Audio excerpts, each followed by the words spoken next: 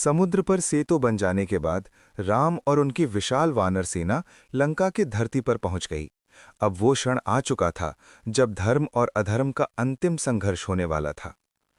लंका के स्वर्ण महलों के सामने दोनों सेनाएं आमने सामने खड़ी थीं। आकाश में शंख और नगाड़ों की गूंज थी और धरती पर युद्ध की गर्जना। एक और धर्म के प्रतीक श्री राम थे और दूसरी ओर अहंकार और अधर्म का प्रतीक रावण। युद्ध का आरंभ भयंकर था। वानर सेना और राक्षस सेना के बीच भयंकर संघर्ष होने लगा।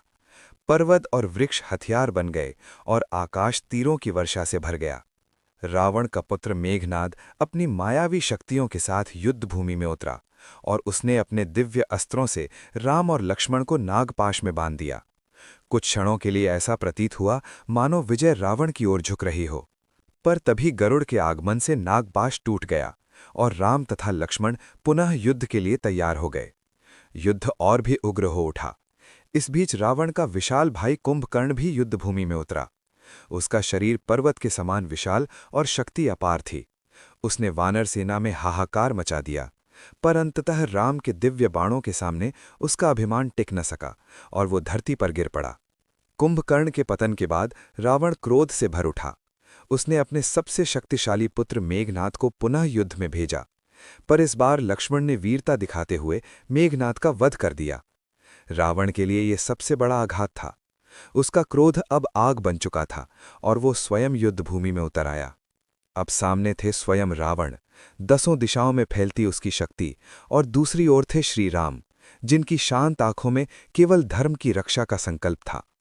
दोनों के बीच भीषण युद्ध हुआ। आकाश में अस्त्र शस्त्र टकराने लगे, धरती कांप उठी और देवता भी इस महायुद्ध को देखने लगे। अंततः वो निर्णायक क्षण आया जब राम ने भगवान ब्रह्मा द्वारा प्रदान किया गया दिव्य ब्रह्मास्त्र अपने धनुष पर चढ़ाया। उन्होंने रावण के हृदय की ओर लक्ष्य किया और जय श्री राम की गर्जना के साथ बाण छोड़ दिया। वो दिव्य अस्त्र बिजली की गति से आगे बढ़ा और रावण के अहंकार को चीरता हुआ उसके हृदय में जा धंसा। क्षण भर में रावण धरती पर गिर पड़ा।